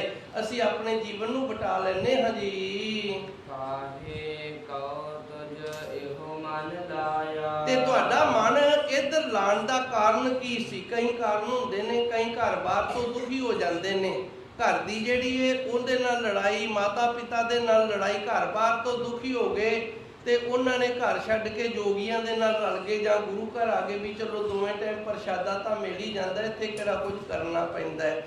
ਕਈ ਇਸ ਤਰ੍ਹਾਂ ਦੇ ਹੁੰਦੇ ਨੇ ਤੇ ਕਈ ਇਸ ਤਰ੍ਹਾਂ ਦੇ ਹੁੰਦੇ ਨੇ ਉਹਨਾਂ ਨੂੰ ਫਿਰ ਕੋਈ ਆਸਰਾ ਵੀ ਨਹੀਂ ਹੁੰਦਾ, ਉਹ ਵੀ ਫਿਰ ਇਸ ਪਾਸੇ ਲੱਗ ਜਾਂਦੇ ਨੇ। ਹੁਣ ਸਵਾਲ ਇਹ ਹੈਗਾ ਇੱਥੇ ਵੀ ਤੁਸੀਂ ਸੱਚੇ ਸਤਿਗੁਰ ਜੀ ਇੱਧਰ ਮਨ ਨੂੰ ਕਿਉਂ ਲਾਇਆ? ਕਿਹੜੇ ਦੁੱਖ ਕਰਕੇ? ਤੁਹਾਨੂੰ ਕਿਹੜਾ ਦੁੱਖ ਸੀਗਾ? ਘਰ ਛੱਡਣ ਦਾ, ਪ੍ਰਭੂ ਪਰਮਾਤਮਾ ਦੀ ਬੰਦਗੀ ਕਰਨ ਦਾ, ਸਿਮਰਨ ਕਰਨ ਦਾ ਕਿਹੜਾ ਦੁੱਖ ਸੀ? ਕੋਈ ਕੰਗਾਲੀ ਆ ਗਈ ਸੀ ਘਰ ਦੇ ਵਿੱਚ ਜਿਸ ਕਰਕੇ ਇੱਧਰ ਆ ਗਏ ਵੀ ਹੁਣ ਤਾਂ ਕੋਈ ਆਸਰਾ ਹੀ ਨਹੀਂ, ਕੋਈ ਕੰਮ ਹੀ ਨਹੀਂ ਚੱਲਦਾ ਤੇ ਇੱਧਰ ਆ ਜਾਂਦੇ ਆ? ਇਹਦਾ ਕੀ ਕਾਰਨ ਹੈ? ਕਿਹੜੇ ਕਾਰਨ ਨੂੰ ਲੈ ਕੇ ਤੁਸੀਂ ਮਨ ਇੱਧਰ ਲਾਇਆ ਹੈ ਜੀ? ਤੇ ਕਿਹੜਾ ਉਹ ਤਰੀਕਾ ਹੈ ਜਿਹੜੇ ਤਰੀਕੇ ਦੇ ਨਾਲ ਤੁਸੀਂ ਆਸਾ ਤੇ ਮਨਸਾ ਨੂੰ ਖਾ ਗਏ? ਆਸਾ ਹੈ ਕੁਝ ਪ੍ਰਾਪਤੀ ਦੀ ਆਸ ਤੇ ਮਨਸਾ ਹੈ ਮਨ ਦੀਆਂ ਇੱਛਾਵਾਂ। ਮਨ ਦੇ ਵਿੱਚ ਇੱਛਾ ਚੱਲਦੀਆਂ ਰਹਿੰਦੀਆਂ ਨੇ ਤੇ ਆਸਾਂ ਨੇ ਜਿਹੜੀਆਂ ਉਹ ਵੱਜੀਆਂ ਰਹਿੰਦੀਆਂ ਨੇ। ਕਿਤਬਿਦ ਆਸਾ ਮਨਸਾ ਖਾਈ। ਤੁਸੀਂ ਕਿਹੜੇ ਤਰੀਕੇ ਦੇ ਨਾਲ ਆਸਾ ਤੇ ਮਨਸਾ ਨੂੰ ਖਾਣਾ ਕੀਤਾ ਹੈ ਜੀ? ਤੇ ਉਹ ਵੀ ਦੱਸ ਦਿਓ ਕਿਹੜੇ ਤਰੀਕੇ ਦੇ ਨਾਲ ਉਸ ਅਕਾਲ ਪੁਰਖ ਵਾਹਿਗੁਰੂ ਦੀ ਜੋਤ ਨੂੰ ਅੰਦਰ ਪ੍ਰਗਟ ਕਰ ਲਿਆ। ਜੋਤ ਨਿਰੰਤਰ ਦਾ ਅਰਥ ਹੈ ਉਹ ਪ੍ਰਭੂ ਪਰਮਾਤਮਾ ਦੀ ਜੋਤ ਕਿਹੜੇ ਤਰੀਕੇ ਦੇ ਨਾਲ ਤੁਹਾਡੇ ਅੰਦਰ ਜਗੀ ਹੈ ਜੀ? ਦੰਤਾਂ ਦਾ ਅਰਥ ਹੈ ਦੰਦ ਤੇ ਸਾਰ ਦਾ ਅਰਥ ਵੈਸੇ ਲੋਹਾ ਹੁੰਦਾ ਹੈ। ਹੁਣ ਦੰਦਾਂ ਤੋਂ ਬਿਨਾ ਕੋਈ ਕਰੜੀ ਚੀਜ਼ ਹੈ ਨਾ ਜਿਹੜੀ ਉਹ ਨਹੀਂ ਖਾਧੀ ਜਾਂਦੀ। ਜਿਹੜੇ ਬੰਦੇ ਦੇ ਦੰਦ ਨਹੀਂ ਹੁੰਦੇ ਉਹਨੂੰ ਛੋਲੇ ਫੜਾ ਦਿਓ ਨਹੀਂ ਖਾਧੇ ਜਾਣਗੇ ਕਿਉਂਕਿ ਦੰਦ ਨਹੀਂ ਹੈਗੇ। ਹੁਣ ਇਹਦਾ ਅਰਥ ਜੋਗੀ ਇਹ ਆਖ ਰਹੇ ਨੇ ਵੀ ਉਸ ਪ੍ਰਭੂ ਪਰਮਾਤਮਾ ਦੀ ਪ੍ਰਾਪਤੀ ਜੋ ਤੁਸੀਂ ਦੱਸ ਰਹੇ ਹੋ ਕੀਤੀ ਹੋਈ ਹੈ, ਜੋ ਤੁਹਾਨੂੰ ਪ੍ਰਾਪਤ ਹੈ, ਇਤਨਾ ਜੋ ਤੁਸੀਂ ਗਿਆਨ ਲਿਆ ਹੈ ਨਾ, ਇਹ ਸੌਖਾ ਤਾਂ ਨਹੀਂ ਮਿਲਦਾ।